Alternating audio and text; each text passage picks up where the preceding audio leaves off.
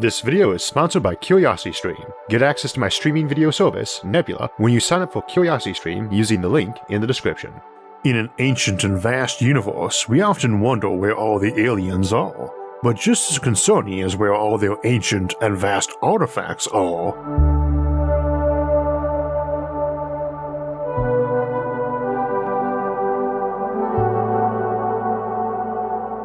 So today we are returning to the topic of the Fermi paradox, the big question of where all the aliens are when we live in a universe that is so enormous and old. It seems hard to believe it shouldn't have spawned billions of civilizations by now. Now what we really mean is, why aren't we hearing communications from them, and why aren't we seeing the signs of vast and ancient empires? Where are all these empires? And if they no longer exist, where are the ruins of them? Where are their pyramids, or Stonehenge, so to speak? And to be fair, many folks think the pyramids or Stonehenge are examples of alien work themselves, but in this context, we're talking about megastructures, the sorts of things that dwarf even the Great Pyramid, and which can include examples that would dwarf even a planet, things we could astronomically see, either by their sheer enormity or by their sheer quantity.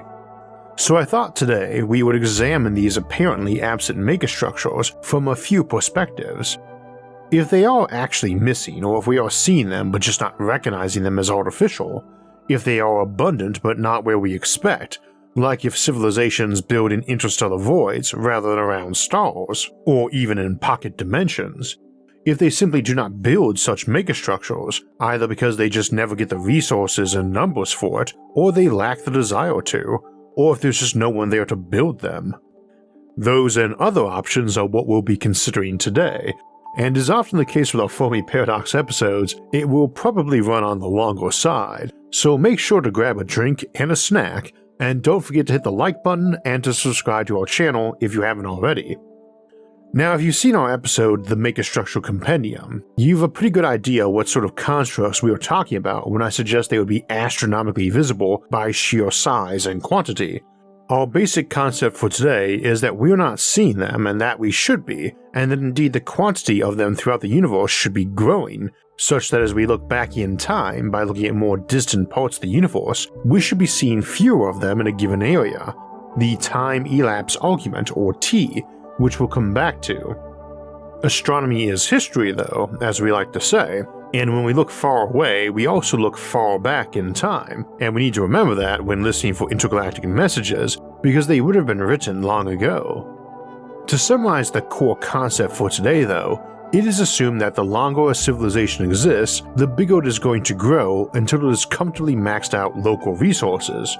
We will also return to that point later, and the more things it is going to have built. In this context, we mean that term civilization very loosely, to the point that civilization is less a continuous nation or empire, and more of a species or even a clade in both the genetic and creative sense. I wish there was a different term available besides civilization or species, but essentially meaning a continuity of intelligent life and information.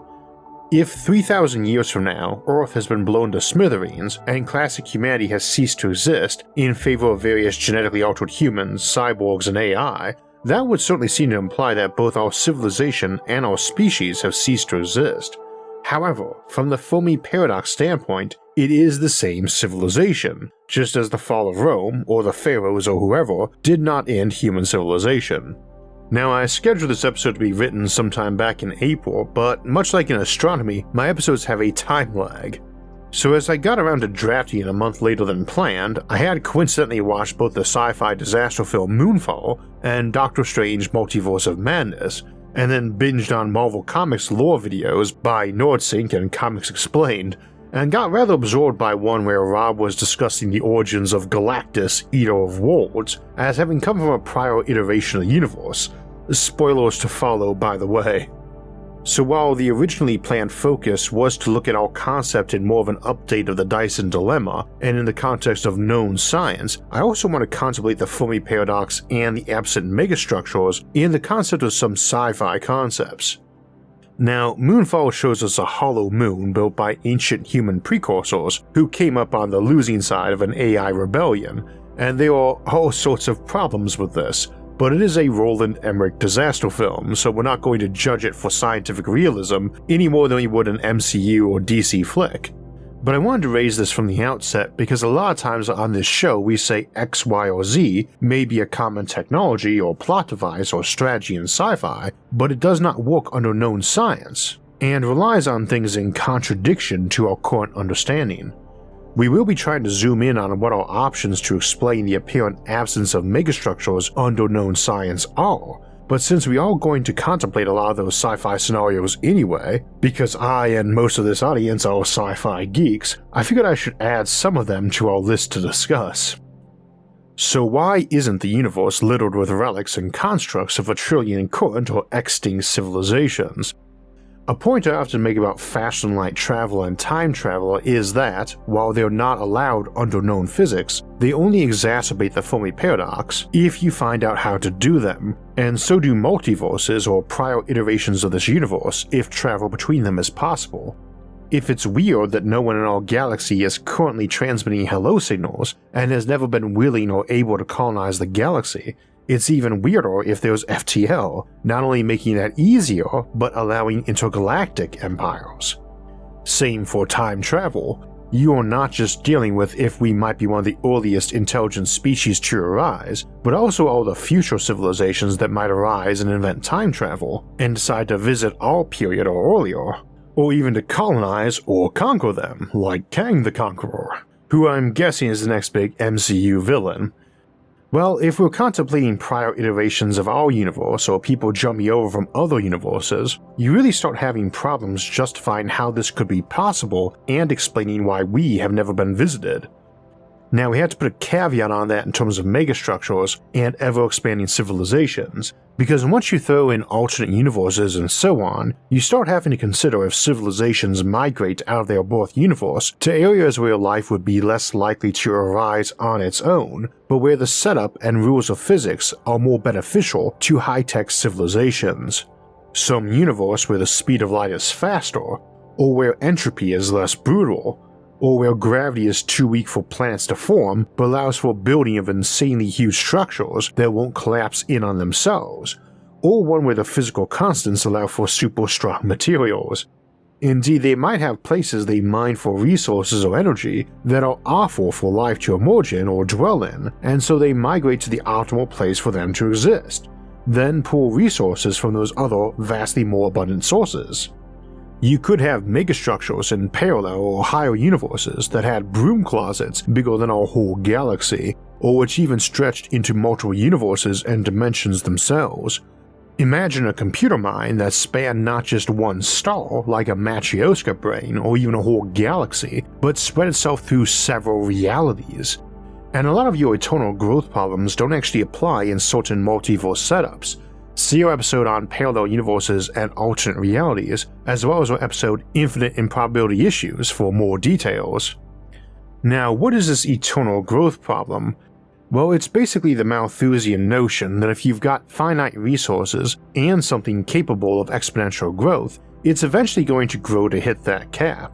This, honestly, is a really simplistic notion from the late 18th century that just wasn't able to really look at everything involved. But it spooked a lot of folks into thinking humanity and its growing numbers would one day hit some maximum population, ignoring that it had routinely done that for many centuries before, and that we would descend into some chaos and the fall of civilization.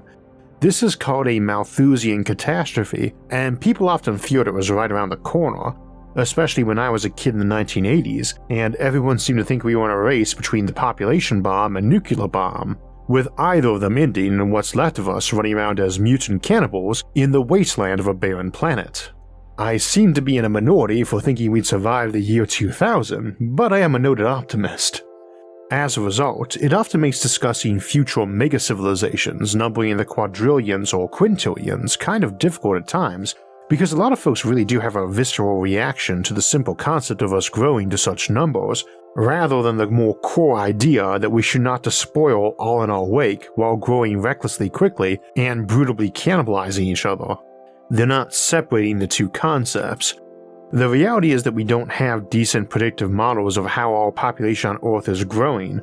I know folks often think we do, that it's going to grow to X by year Y or stop at population Z or contract to some hypothetical lower value. We do not know because Earth is composed of hundreds of different cultures, each with different views on ideal family values and sizes, that shift with time and only loosely describe an individual's choices. This is why population estimates tend to be less accurate than weather forecasts. Technology shifts, laws shift, incentives shift, and that's just with modern humans of the here and now. It doesn't speak to aliens, let alone multiversal critters. So I personally take the stance that in the long term, while resources are available, folks will tend to seek to utilize them or to obtain and store them, as biology seems to encourage, as also does logic. One of the more common things to do with those resources would seem to be to build either huge numbers of megastructures or fewer, larger megastructures, whether that's for giant space habitats or giant space guns or giant space portals or giant space computers or giant space vaults for storing resources for later, for your giant space empire.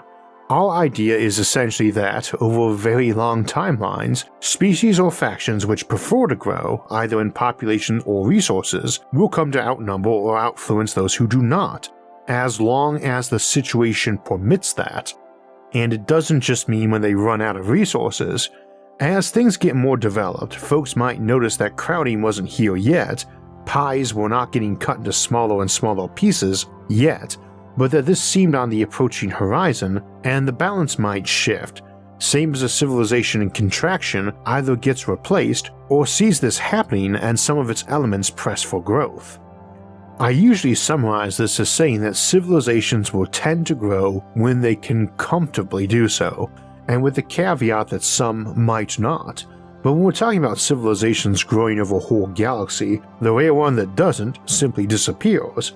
Alternatively, if galactic growth is something that only a rare minority actually did, 1 in 100 civilizations or so, then they would sprawl all over the galaxy in its billions of systems, while those others, once relatively numerous, were tiny dots on the galactic stage on their 100 or so homeworlds.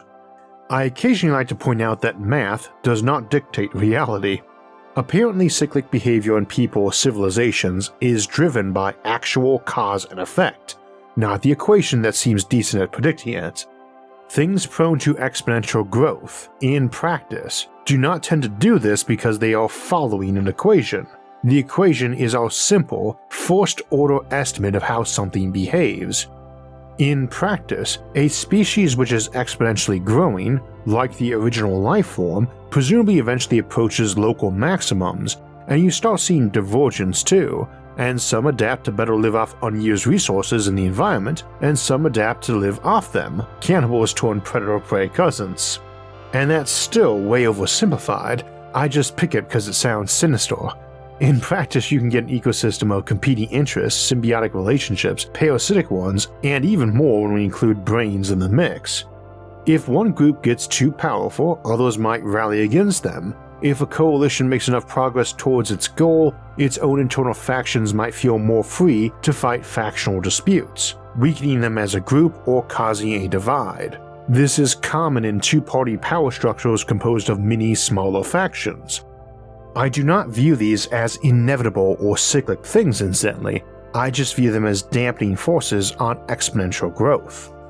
But they don't really apply to why folks would choose not to expand out to the stars or seek to take all the random and dangerous rocks floating around their solar system and put them to use before they hit their planet, hit their sun and become hard to get at, or just get perturbed and launched into interstellar space.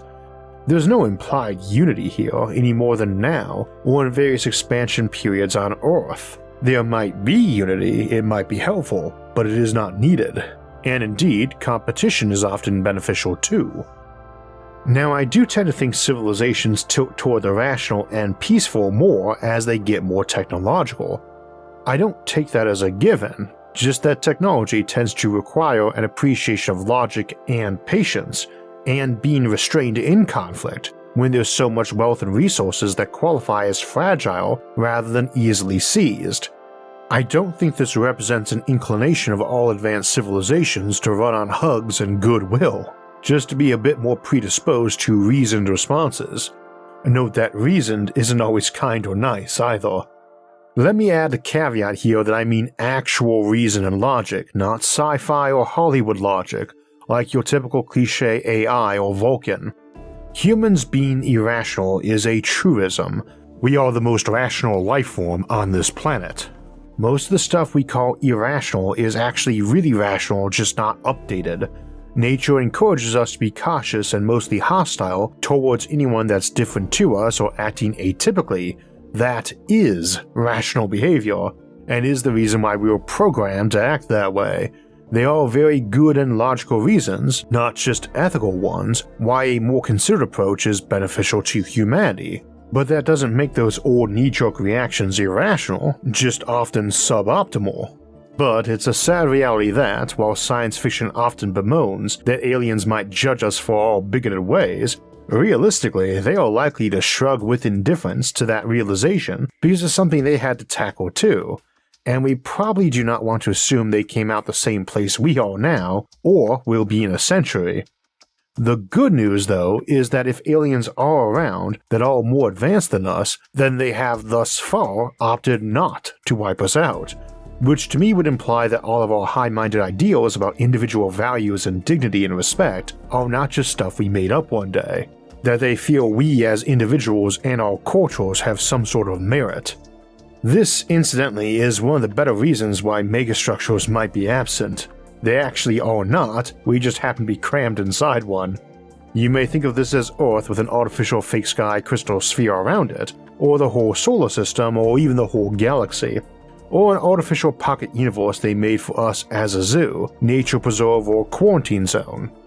Indeed, we might live in a virtual universe they made for us after they killed us, and scanned our dying brains into digital uploads in a simulated universe. Or you might have done this to yourself, incidentally. It is very normal for us to wonder if this is all a dream, or if we were calling past lives or so on, and while that can obviously lead to some unhealthy solipsism, that doesn't necessarily make it untrue. I am not some voice in your head right now, trying to clue you into your reality being fake, but you have no reason to believe that based on the universe around you. Nothing here, nothing anyone else can say, can ever meaningfully prove or disprove if this is all real or if any of this matters. Which is another possible reason we don't see these megastructures. They might not get built because hyper-intelligent creatures believe there is no purpose in this universe, and they opt to gamble on another one. You might be some million-year-old superhuman or super alien with a relative IQ of 200,000, but still be stuck on the feeling that entropy is going to get you eventually in this universe, and that there's nothing new for you, just endless perturbations, like reading the same basic plot of a book. All the characters have different names and places, but it's version 2 million of the young naive farm boy who finds a magic sword and turns out to be a prince. It's not a bad story, but it's just kind of blah after a few 100,000 reads. You might just opt to shut down or commit suicide, but it's also possible that your civilization has options for leaps of faith. Heck, it might even lie and make some just to give folks an apparent choice. Maybe you've invented a way to travel to new universes, you think, but it is believed to be a one-way trip, and the math all works out, but nobody has ever found a way to return and say, yep, portal works, new young universe on the other side. So eventually everyone has to make that leap.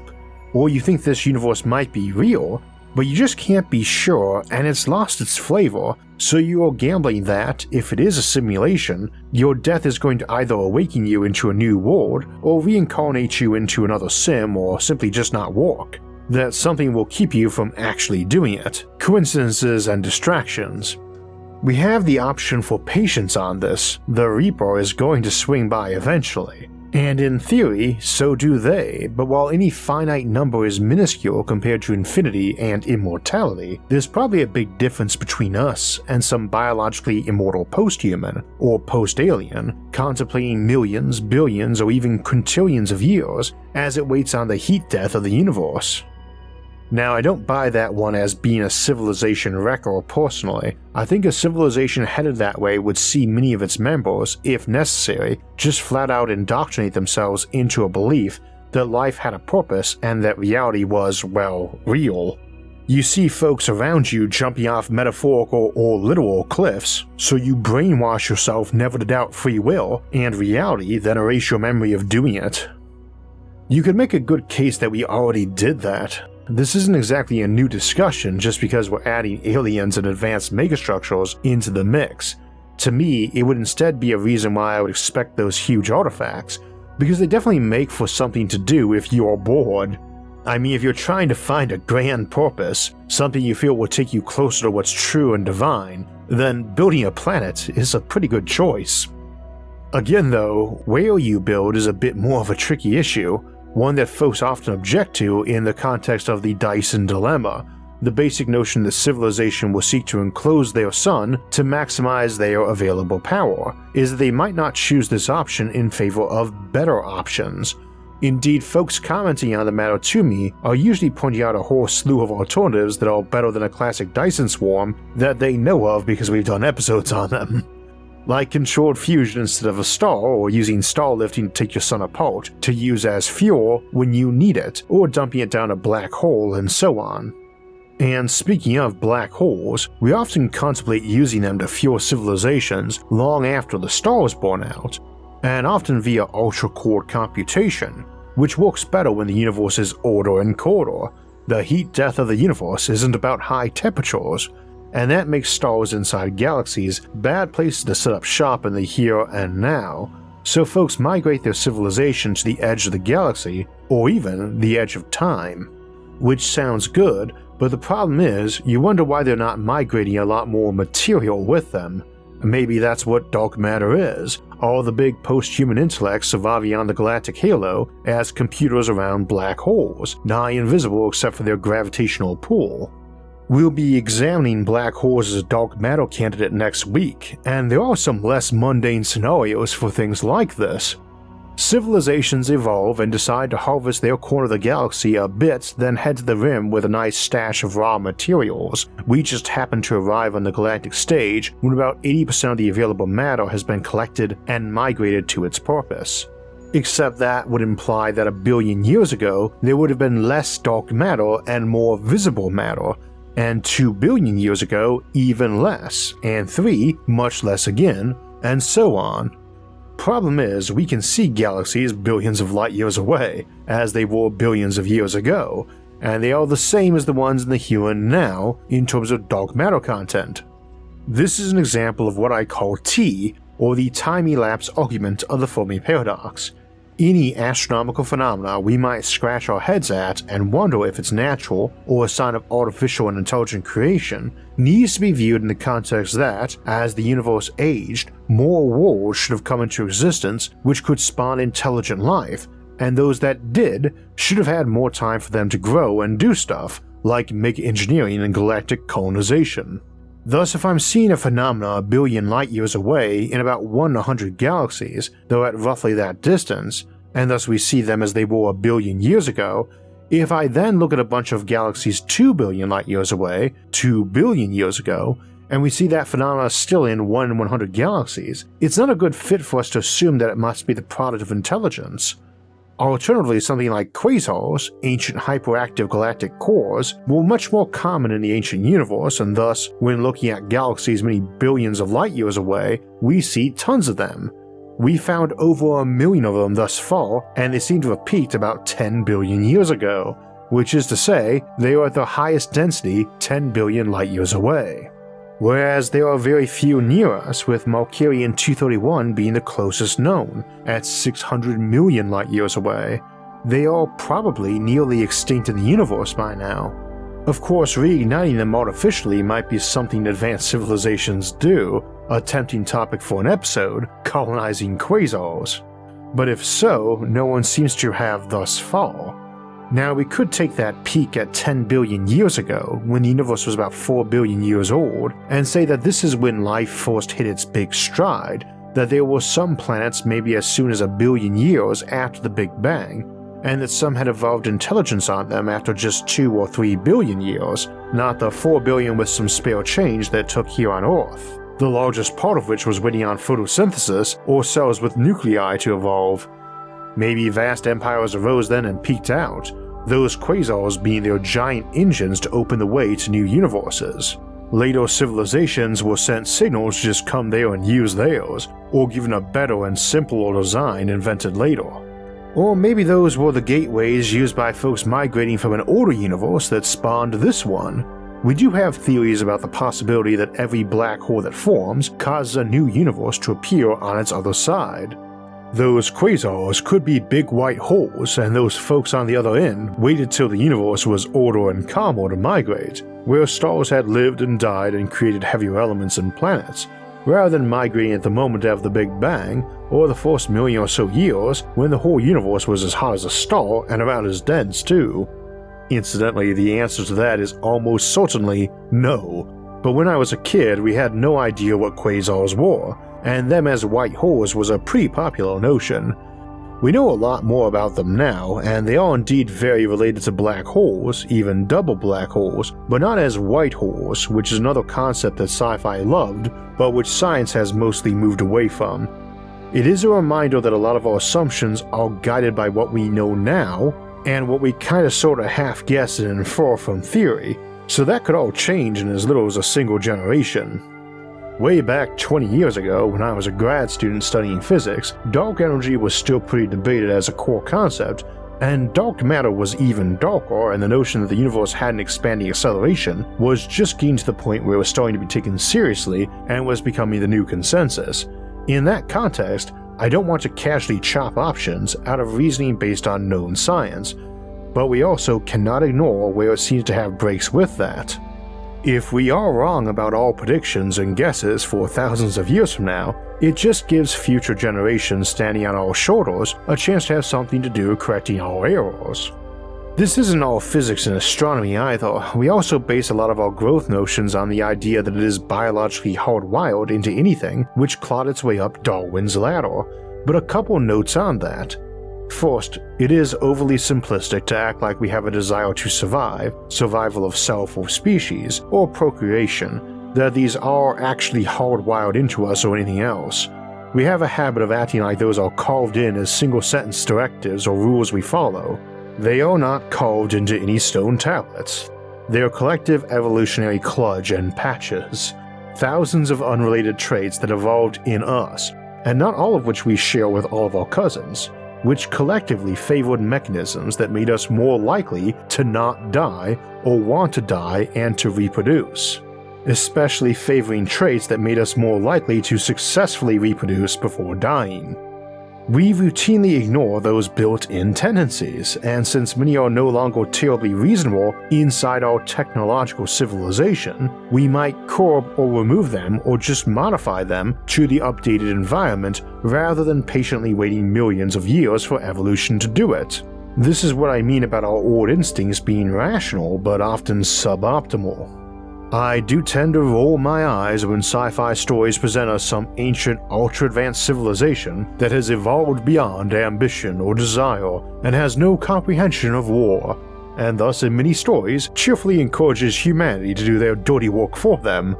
But at the same time, we shouldn't assume aliens or post-biologicals or any civilization whose biology is just really adapted to an era where they had technology and ecological dominance is one where they have the same goals and desires and to the same degree as we do. Nonetheless, that all has to do with ingrown or innate tendencies, biological or cultural, causing you to act in a way which may or may not be logical based on the true situation at hand. We wouldn't really expect them to cease to be capable of logic, and logic would seem to dictate that all that mass and energy sitting around either serves no intrinsic purpose at all, and thus you can do as you please with it, or that it's sitting around waiting to be used in some fashion. Either way, you should either have things you would like to do with it, or be trying to determine what you should do with it. We live in an entropic universe and one that actively burns itself up too. All those uncolonized dead worlds, asteroids and comets are not eternally waiting on us all unchanged. They are degrading, decaying, colliding, crashing into stars, getting hurled into intergalactic space, and all around stars who each burn millions of tons of fuel every second, all to produce light and neutrinos, and those photons of light rarely land on a planet, and most will leave the galaxy without even brushing a mote of hydrogen gas. Not even 1 in a billion photons that the sun produces ever lands on Earth.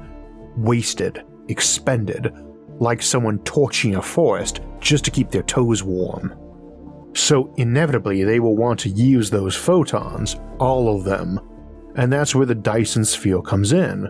Vast constructs or swarms of constructs surrounding a star to use its power, and eventually the power of every star they settle to the galactic rim and beyond. They will take all of them, because a forest fire is not a thing you seek to preserve. To advance civilization, stars are things you put in the basement of your civilization or disassemble for future use. Thus, the Dyson dilemma, which asks us why, in a universe so ancient and huge, with so many hypothetical ancient civilizations, we can even see any stars in the night sky to wonder about the universe. Why isn't every single one of them a big infrared blob invisible to our eyes? Why do we see any stars in the night sky at all? The default interpretation of that is that no alien civilizations exist, and thus there's no one building them. That meshes up pretty well with our apparent lack of visitations. There's decent circumstantial evidence to think maybe we have been visited. I do not personally find it compelling, but I don't think it's ridiculous to take that perspective. What I do find ridiculous is the notion that our planet is too boring and insignificant for aliens to visit.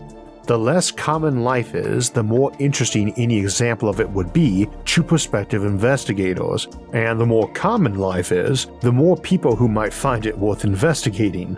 There are folks who visit the most out-of-the-way or boring towns, and there are researchers who are interested in stuff that most of us find boring or even disgusting, like studying ant colonies, and I would only expect more of that in an advanced technological society. Therefore, I don't accept any Fermi paradox solution that is specifically predicated on us being too boring to visit. Such being the case, I tend to feel that the best Fermi paradox solution is just that all these absent megastructures and visitors represent not a lack of desire to build them or to visit us, but simply a lack of existence. No aliens near us, and this means within a billion or so light years. A Kardashev 3 civilization, one which has captured all of its stars and tapped them in a galaxy, should be visible to us. By its captured light, emitted as waste heat as far back in time as they existed in any place that light could yet have reached us. We'll skip the calculations, especially as they have big margins of doubt. But since there are 1,000,000 times as many galaxies a billion light years away as there are 10 million light years away, we usually assume that, even though a civilization that arose 9 million years ago, 10 million light years away would still be invisible to us, then there should still be a ton more billion light years away that evolved to technology, say, 1 billion and 1 million years ago. The number of galaxies contained inside a volume generally rises with the cube of distance. So while life should be rarer the further back in time you look, or the further away you look, it wouldn't seem likely that it was that much rarer, or that we just happen to coincidentally have all the other intelligent civilizations just outside our light cone, the combination of time and distance which we can see.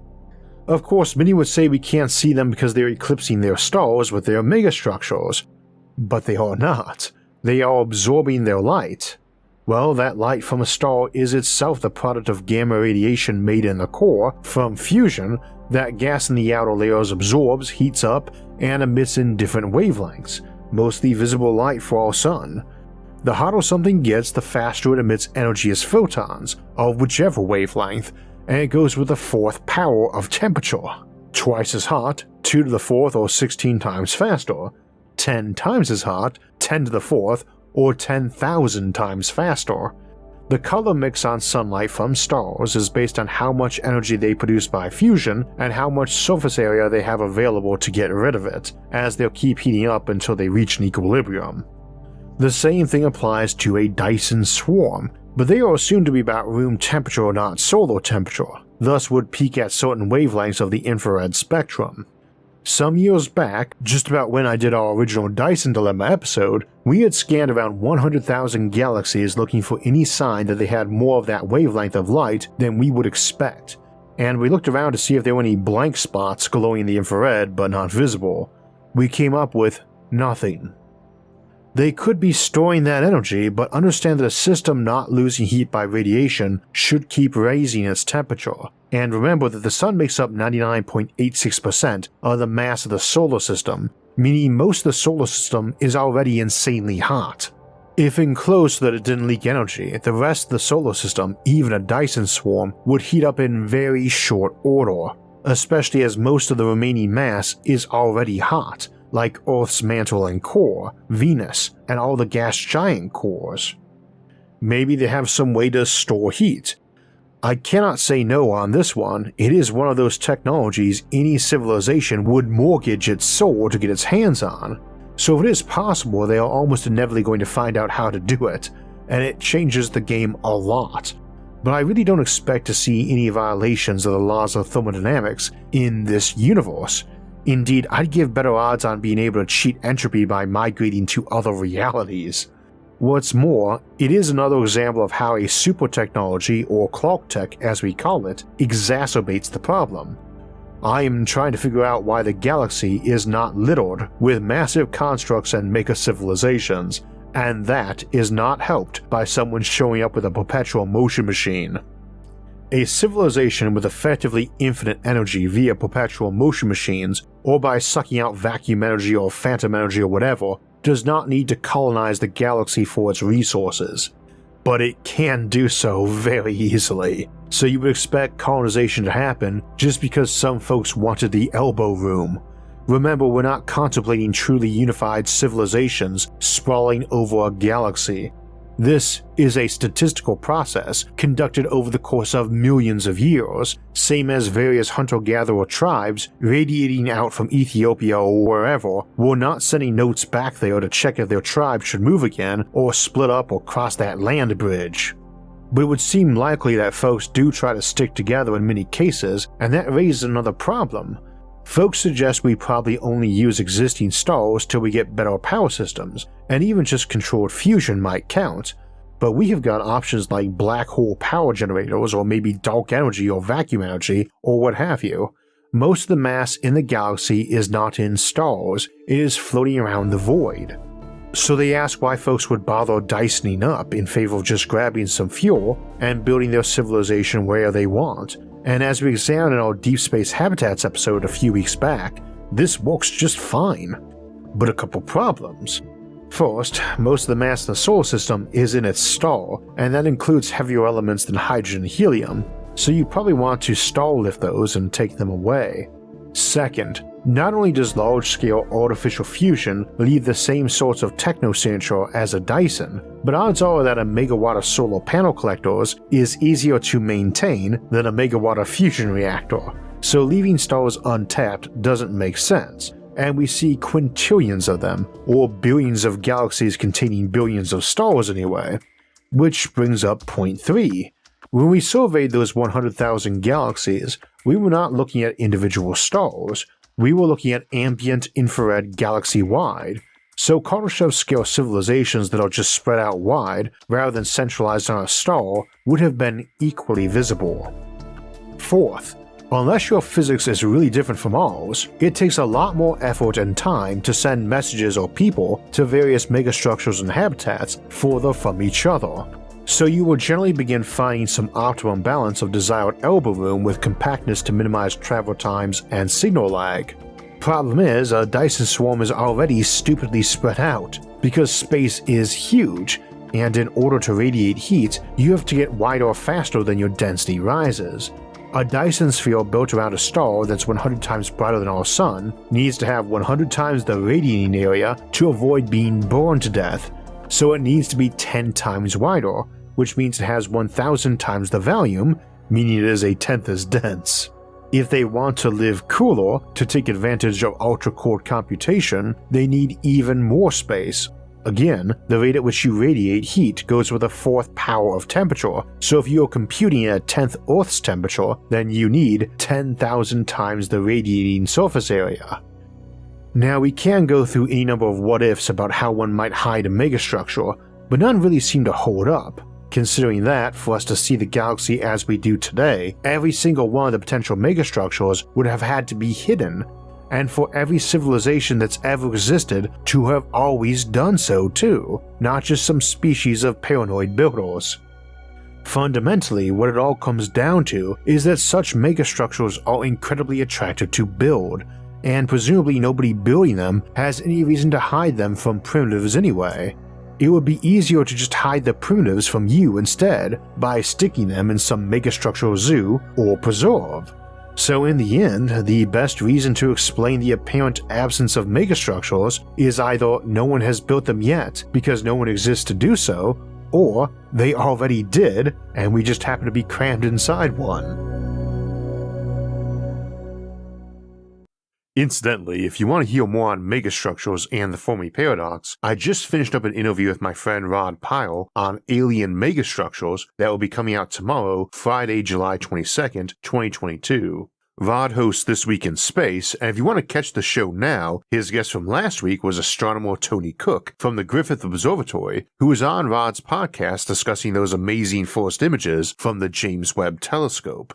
It took a lot to get Webb going, but now that it's running, it is helping unlock the secrets of the universe. Those were just awe-inspiring images to see, and if you'd like to learn more about the history of the James Webb Telescope and what it does and how it was built, there's an episode of Secrets of the Universe on the James Webb Telescope over on Curiosity Stream, as well as another on building the James Webb Telescope. Speaking of podcasts though, we do an audio-only version of the show every week, with and without music, and we also do an ad and sponsor-free version of the videos that we put on Nebula, our streaming service, and now we are going to add our podcast up there, ad and sponsor-free on Nebula too, and like all our episodes they will come out on Nebula a few days early. We also have extended editions of our episodes on Nebula, and we have one today, as that conversation with Rod Pyle inspired me to write about the concept of loud aliens, and possibly even Kardashev 4 civilizations, which I might turn into a full episode on grabby aliens in general down the road. Now, Nebula is our streaming service where you can catch all those extended editions of our show, some Nebula exclusives like Plants vs. Megastructures and the Coexistence with Aliens series, and now our audio-only version of the show ad-free. And all our new episodes, video or audio, come out there a couple days early without ads or sponsors. It's also home to an ever-growing number of content creators and is the largest creator-owned streaming service out there, making it a great way to help support some of your favorite channels while getting ad-free content and bonus material. Now you can subscribe to Nebula all by itself, but we've also partnered up with Curiosity Stream, the home of thousands of great educational videos on topics like the James Webb Telescope. That lets us offer Nebula for free as a bonus if you sign up for Curiosity Stream using the link in our episode description. That lets you see amazing content on Curiosity Stream and Nebula for less than $15 a year. Just use the link in the episode's description. So we were talking about awesome podcasts and interviews, and I wanted to give a quick shout out to our longtime friend and fellow creator, John Michael Gaudier, who has an episode of Event Horizon coming out later today with his interview of David Brin, who coincidentally was our Audiobook of the Month winner for this month for his amazing Uplift series, and uplifting was the topic of a collab episode John and I did some years back. John's a great host, and David Brin is an amazing writer, thinker, and speaker, so I'm sure that's going to be a great episode, and I'll link it in this episode's description when it comes out.